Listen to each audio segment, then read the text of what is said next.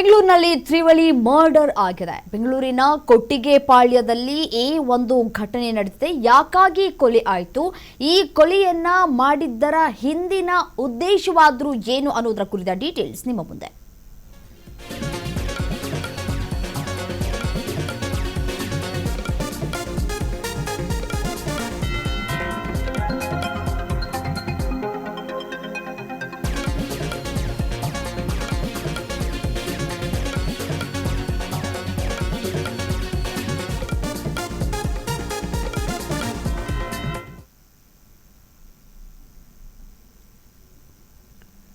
ನೋಡಿ, ಬೆಂಗಳೂರಿನಲ್ಲಿ ತ್ರಿವಳಿ ಮರ್ಡರ್ ಆಗಿದೆ. ಅದು ಕೊಟ್ಟಿಗೆಪಾಳ್ಯದಲ್ಲಿ ಆಗಿರುವಂತಹ ಘಟನೆ. ಇದು ಮೂವರನ್ನ ಕೊಂದು ತಾನೂ ಕೂಡ ಆತ್ಮಹತ್ಯೆಗೆ ಶರಣಾಗಿದ್ದಾನೆ ಯುವಕ.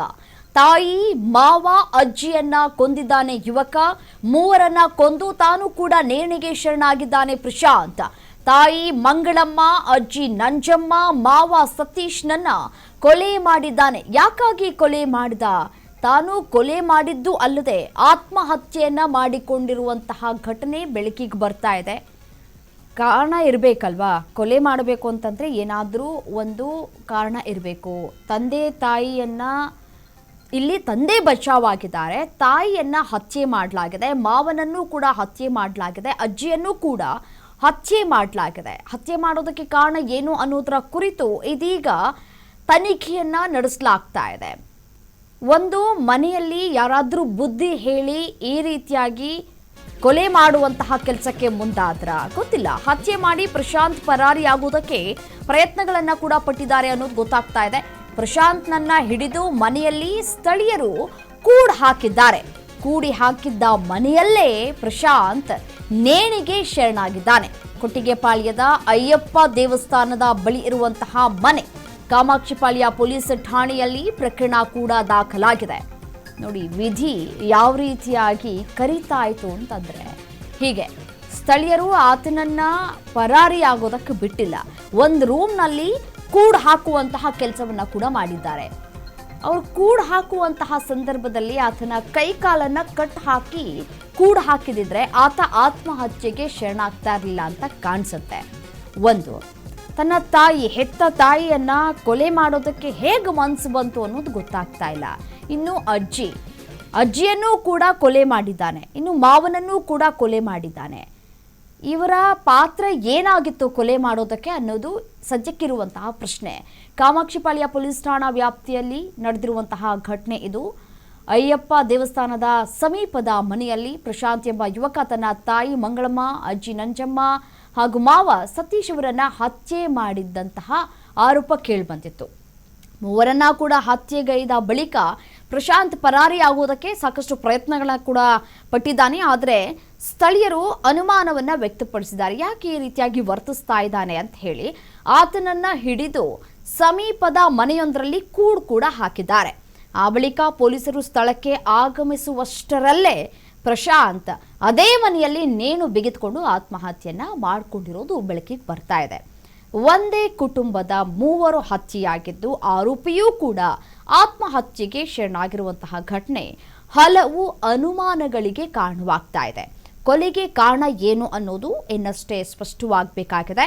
ಕಾಮಾಕ್ಷಿಪಾಳ್ಯ ಪೊಲೀಸರು ಪ್ರಕರಣವನ್ನ ದಾಖಲಿಸಿಕೊಂಡು ಸ್ಥಳ ಪರಿಶೀಲನೆಯನ್ನು ಕೂಡ ನಡೆಸ್ತಾ ಇದ್ದಾರೆ.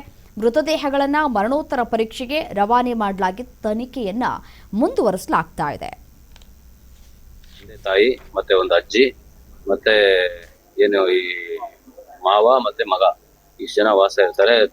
ಈ ಮನೆಯ ಏನು ಯಜಮಾನ್ ಚಿಕ್ಕಣ್ಣವ್ರು ಇದ್ದಾರೆ. ಅವ್ರು ಬೆಳಗ್ಗೆ 6 ಗಂಟೆಗೆ ಎದ್ದು ಕೆಲ್ಸಕ್ಕೆ ಹೋಗಿರ್ತಾರೆ. ಮನೆಯಲ್ಲಿ ಆ ಸಮಯದಲ್ಲಿ ಆ ಚಿಕ್ಕಣ್ಣವ್ರ ಮಗ, ಅವ್ರ ಹೆಂಡತಿ, ಅವರ ಬಾಮೈದ ಮತ್ತೆ ಅವ್ರ ಅತ್ತೆ ಇರುವಂತದ್ದು.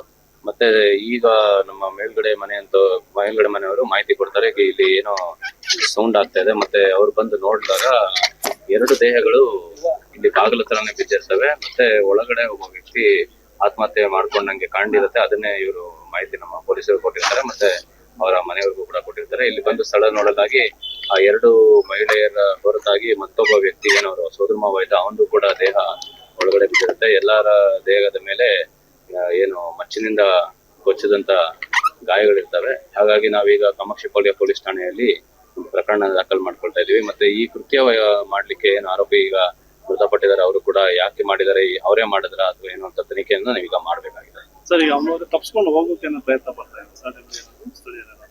ಇಲ್ಲ, ಆತರ ಏನು ಇನ್ನು ಮಾಹಿತಿ ನಮಗಿಲ್ಲ. ಅವರು ನೋಡಿದ್ದಂತ ಮೊದಲನೇ ವ್ಯಕ್ತಿಯನ್ನೇ ಈಗ ಏನ್ ಸೀನ್ ನೋಡಿದ್ರು ಅದನ್ನ ನಿಮ್ಗೆ ಹೇಳಿದ್ದೀನಿ. ಹಾಗಾಗಿ ತನಿಖೆ ಸಂದರ್ಭದಲ್ಲಿ ಇನ್ನೂ ಹೆಚ್ಚಿನ ಏನಾದ್ರು ಮಾಹಿತಿ ಇದ್ರೆ ಸ್ಥಳೀಯರಿಂದ ಮಾಹಿತಿ ತಗೊಳ್ತೀವಿ. ಇನ್ನು ಗಲಾಟೆ ಆಗ್ತದೆ ಮನೇಲಿ, ಏನು ವಿಚಾರ ಈಗ ಇನ್ನೂ ತನಿಖೆ ಈಗಷ್ಟೇ ಶುರು ಮಾಡ್ಬೇಕಾಗಿರೋದ್ರಿಂದ ಮುಂದುವರೆದಂತೆ ಅವೆಲ್ಲ ನಾವು ತಿಳ್ಕೊಳ್ತೀವಿ. ತಂದೆ ತಾಯಿ ಮತ್ತೆ ಒಂದು ಅಜ್ಜಿ ಮತ್ತೆ ಏನು ಈ ಮಾವ ಮತ್ತೆ ಮಗ ಇಷ್ಟು ಜನ ವಾಸ ಇರ್ತಾರೆ. ಈ ಮನೆಯ ಏನು ಯಜಮಾನ್ ಚಿಕ್ಕಣ್ಣವ್ರು ಇದ್ದಾರೆ, ಅವ್ರು ಬೆಳಗ್ಗೆ 6 ಗಂಟೆಗೆ ಎದ್ದು ಕೆಲ್ಸಕ್ಕೆ ಹೋಗಿರ್ತಾರೆ. ಮನೆಯಲ್ಲಿ ಆ ಸಮಯದಲ್ಲಿ ಆ ಚಿಕ್ಕಣ್ಣವ್ರ ಮಗ, ಅವ್ರ ಹೆಂಡತಿ, ಅವರ ಬಾಮೈದ ಮತ್ತೆ ಅವ್ರ ಅತ್ತೆ ಇರುವಂತದ್ದು. ಮತ್ತೆ ಈಗ ನಮ್ಮ ಮೇಲ್ಗಡೆ ಮನೆಯವರು ಮಾಹಿತಿ ಕೊಡ್ತಾರೆ, ಇಲ್ಲಿ ಏನೋ ಸೌಂಡ್ ಆಗ್ತಾ ಇದೆ. ಮತ್ತೆ ಅವ್ರು ಬಂದು ನೋಡಿದಾಗ 2 ದೇಹಗಳು ಇಲ್ಲಿ ಬಾಗಿಲ ತರನೇ ಬಿದ್ದಿರ್ತವೆ. ಮತ್ತೆ ಒಳಗಡೆ ಒಬ್ಬ ವ್ಯಕ್ತಿ ಆತ್ಮಹತ್ಯೆ ಮಾಡ್ಕೊಂಡಂಗೆ ಕಾಣಿರುತ್ತೆ. ಅದನ್ನೇ ಇವರು ಮಾಹಿತಿ ನಮ್ಮ ಪೊಲೀಸರು ಕೊಟ್ಟಿರ್ತಾರೆ, ಮತ್ತೆ ಅವರ ಮನೆಯವ್ರಿಗೂ ಕೂಡ ಕೊಟ್ಟಿರ್ತಾರೆ. ಇಲ್ಲಿ ಬಂದು ಸ್ಥಳ ನೋಡಲಾಗಿ ಆ 2 ಮಹಿಳೆಯರ ಹೊರತಾಗಿ ಮತ್ತೊಬ್ಬ ವ್ಯಕ್ತಿ ಏನವರು ಸೋದರ ಮಾವ ಇದ್ದ, ಅವನು ಕೂಡ ದೇಹ ಒಳಗಡೆ ಬಿದ್ದಿರುತ್ತೆ. ಎಲ್ಲರ ದೇಹದ ಮೇಲೆ ಏನು ಮಚ್ಚಿನಿಂದ ಕೊಚ್ಚಿದಂತ ಗಾಯಗಳಿರ್ತವೆ. ಹಾಗಾಗಿ ನಾವೀಗ ಕಾಮಾಕ್ಷಿಪಾಳ್ಯ ಪೊಲೀಸ್ ಠಾಣೆಯಲ್ಲಿ ಪ್ರಕರಣ ದಾಖಲು ಮಾಡ್ಕೊಳ್ತಾ ಇದೀವಿ. ಮತ್ತೆ ಈ ಕೃತ್ಯ ಮಾಡ್ಲಿಕ್ಕೆ ಏನು ಆರೋಪಿ ಈಗ ಮೃತಪಟ್ಟಿದ್ದಾರೆ, ಅವರು ಕೂಡ ಯಾಕೆ ಮಾಡಿದ್ದಾರೆ, ಅವರೇ ಮಾಡಿದ್ರ ಅಥವಾ ಏನು ಅಂತ ತನಿಖೆಯನ್ನು ನಾವೀಗ ಮಾಡಬೇಕಾಗಿದೆ. ಸರ್, ಈಗ ಅವರು ತಪ್ಪಿಸ್ಕೊಂಡು ಹೋಗೋಕೆ ಪ್ರಯತ್ನ ಪಡ್ತಾರೆ ಸರ್? ಇಲ್ಲ, ಆತರ ಏನು ಇನ್ನು ಮಾಹಿತಿ ನಮಗಿಲ್ಲ. ಅವರು ನೋಡಿದ್ದಂತ ಮೊದಲನೇ ವ್ಯಕ್ತಿಯನ್ನೇ ಈಗ ಏನ್ ಸೀನ್ ನೋಡಿದ್ರು ಅದನ್ನ ನಿಮ್ಗೆ ಹೇಳಿದ್ದೀನಿ. ಹಾಗಾಗಿ ತನಿಖೆ ಸಂದರ್ಭದಲ್ಲಿ ಇನ್ನೂ ಹೆಚ್ಚಿನ ಏನಾದ್ರು ಮಾಹಿತಿ ಇದ್ರೆ ಸ್ಥಳೀಯರಿಂದ ಮಾಹಿತಿ ತಗೊಳ್ತೀವಿ. ಇನ್ನು ಗಲಾಟೆ ಆಗ್ತದೆ ಮನೇಲಿ, ಏನು ವಿಚಾರ ಈಗ ಇನ್ನೂ ತನಿಖೆ ಈಗಷ್ಟೇ ಶುರು ಮಾಡ್ಬೇಕಾಗಿರೋದ್ರಿಂದ ಮುಂದುವರೆದಂತೆ ಅವೆಲ್ಲ ನಾವು ತಿಳ್ಕೊಳ್ತೀವಿ.